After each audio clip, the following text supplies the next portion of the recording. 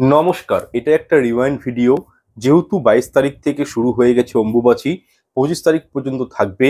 সেক্ষেত্রে আপনারা এই 5টি কর্ম কিন্তু এই 3টে দিন ভুল করেও করবেন না, নতুবা পারিবারিক ক্ষেত্রে অমঙ্গল কিন্তু নেমে আসতে পারে। শুধু তাই নয়, দরিদ্রতা, অর্থহানি, রোগ জ্বালা, বিপদ আপদ এই সমস্যায় কিন্তু জড়িয়ে পড়তে পারেন। সুতরাং আপনারা অম্বুবাচী পালন করুন বা নাই করুন, এই 5টি কর্ম কিন্তু যেগুলো আমি এরপর আলোচনা করব, এগুলো কিন্তু একেবারেই এই একটা পিরিয়ডিক্যাল টাইমে কিন্তু আপনারা করবেন না। প্রথমত আপনাদেরকে জানতে হবে যে অম্বুবাচী চলাকালীন আপনারা অতি অবশ্যই ইষ্ট মন্ত্র যেটা রয়েছে সেটা যত জপ করবেন ততই কিন্তু জীবনে সফলতা পাবেন।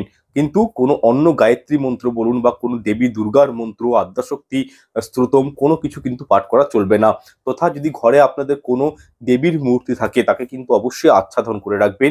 এই সময় ওনাদেরকে ভোগ নিবেদন করা থেকে দূরের কথা, আপনারা কিন্তু স্পর্শ পর্যন্ত করবেন না। তথা এই অম্বুবাচী চলাকালীন আপনারা অতি অবশ্যই আম এবং দুধ পারলে একটা দিন হলেও গ্রহণ করবেন। এতে করে কি হয়, শরীর স্বাস্থ্য ভালো থাকে।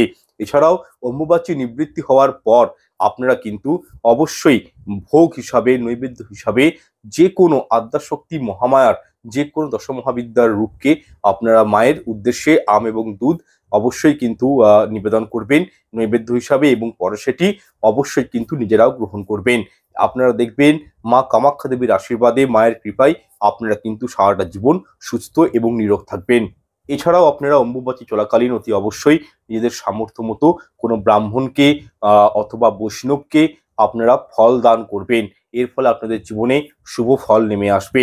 দেখুন, এই একটি ক্রিয়ার মাধ্যমে জীবনে কিন্তু অত্যাধিক পূর্ণ অর্জন করতে সক্ষম হবেন। তথা এই অম্বুবাচী তিথি চলাকালীন অবশ্যই নিজের আহ মানে বাড়ি যাওয়া থেকে, মানে গুরুদেবের বাড়ি যাওয়া একান্তই কিন্তু প্রয়োজন। এই 3টে দিনের মধ্যে একটা দিন হলেও নিজের গুরুদেবের বাড়ি যাবেন, গুরুদেবের একটু দর্শন করে আসবেন। এর ফলেও কিন্তু জীবনে অত্যন্ত সুফল নেমে আসে। একই সঙ্গে আপনাদেরকে জানিয়ে দিব, যারা অম্বুবাচী পালন করেন সেরকম 3জন মানুষকে খুঁজে বার করুন। যদি আপনারা অম্বুবাচী চলাকালীন তাদেরকে একটু ফল দান করতে পারেন, তাহলে কিন্তু অবশ্যই পুণ্য অর্জন করতে পারবেন, এবং যে পুণ্যটা অর্জন হয় সেটা কল্পনার কিন্তু বাইরে। তবে একটি বিষয় মাথায় রাখবেন, এমন 3জনকেই ফল দান করবেন যারা তারা কিন্তু যেন অম্বুবাচীটি পালন করেন। এইরকম মানুষকেই কিন্তু আপনারা এই সময় ফলদান যদি করেন, দেখবেন আর্থিক দিকে বলুন, পারিবারিক ক্ষেত্রে বলুন, সামাজিক স্তরে বলুন, সব দিকেই কিন্তু একটা ভালো সফলতা আসবে আপনাদের জীবনে। মায়ের একটা কৃপা কিন্তু, ব্লেসিং আপনারা কিন্তু পাবেন। যাই হোক, এরপর ওয়ান বাই ওয়ান আপনাদেরকে জানিয়ে দিচ্ছি অম্বুবাচী চলাকালীন কোন কর্মগুলো করা শাস্ত্র মতে নিষিদ্ধ। নাম্বার 1, অম্বুবাচী তিথি চলাকালীন কোনরূপ শুভ কাজ, যেমন ধরুন গাড়ি ক্রয় করা, অন্নপ্রাশন, জন্মদিন, বিবাহ, বাড়ি তৈরি করা, জমি বিক্রি করা ইত্যাদি কোনো প্রকারের মাঙ্গলিক কাজ বা এমন কোনো কাজ যে কাজটি করার জন্য আপনাকে কেউ অর্থ দেবে, আপনাকে কেউ টাকা পয়সা দিবে, টাকা পয়সা হচ্ছে মা লক্ষ্মী, শুভ জিনিস, এরকম কাজগুলো করা কিন্তু উচিত নয়। এদিকে শাস্ত্রে মতে এগুলোকে অশুভ বলা হয়েছে। দ্বিতীয়ত, এই সময় আপনারা কখনোই নিজের গৃহের অন্দরে প্রতিষ্ঠিত ঠাকুরের, ঈশ্বরের কাছে কোনরূপ কিন্তু মানসিক করতে যাবেন না। শুধু ঘরে কেন, কোনো মন্দিরে গিয়েও মানসিক শোধ করা বা নতুন করে মানসিক করা এগুলোও কিন্তু করা উচিত নয়, বিষয়টি মাথায় রাখবেন। তৃতীয়ত কর্মটি হচ্ছে অম্বুবাচী চলাকালীন টাকা পয়সার লেনদেন করা একেবারেই কিন্তু উচিত নয়। যেমন আপনারা কাউকে ধার দিবেন না এই সময়, টাকা পয়সা ঠিক নিবেন না, ধার দিবেন না কাউকে, ঠিক তেমনই অন্যের কাছ থেকে টাকা পয়সা এই সময় ধার হিসাবে নিবেন না। কোনো ধার দেনা, লগ্নি করা শাস্ত্র মতে নিষিদ্ধ। কোনোভাবেই কোনো লাক্সারিয়াস অর্নামেন্টস কেনা উচিত নয় এই সময় কোনো দামি এক্সপেন্সিভ জিনিস কেনাও কিন্তু উচিত নয়।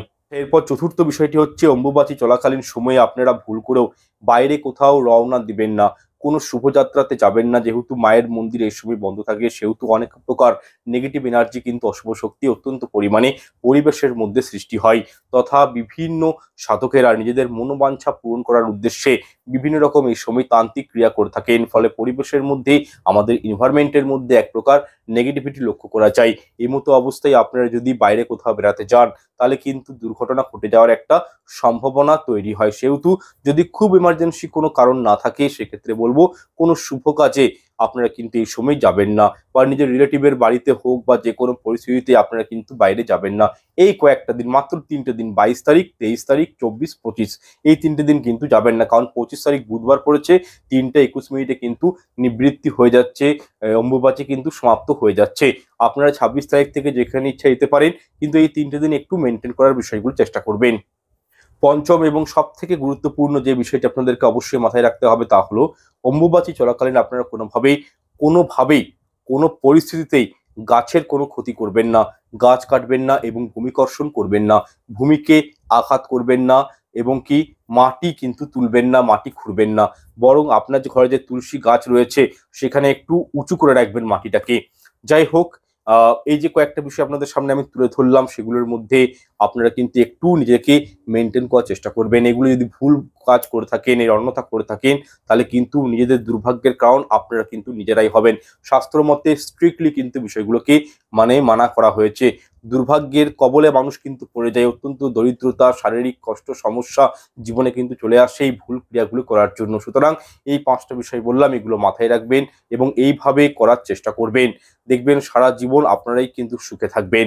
যাই হোক, আপনাদেরকে যতটা বলার ততটা বলে দিয়েছি আমি।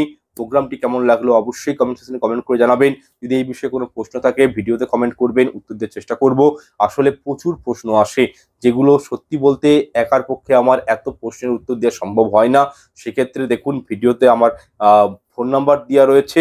যারা অনলাইন বুকিং করে যোগাযোগ করতে চান তারাই শুধু আমাকে ফোন করবেন বা মেসেজ করে রাখবেন। আমি রাত্রের দিকে প্রত্যেকের মেসেজ দেখি এবং সেই হিসাবে কিন্তু উত্তরগুলো প্রদান করে থাকি। দেখা হচ্ছে পরের অনুষ্ঠানে। ঈশ্বর আপনাদের মঙ্গল করুক। নমস্কার, ধন্যবাদ।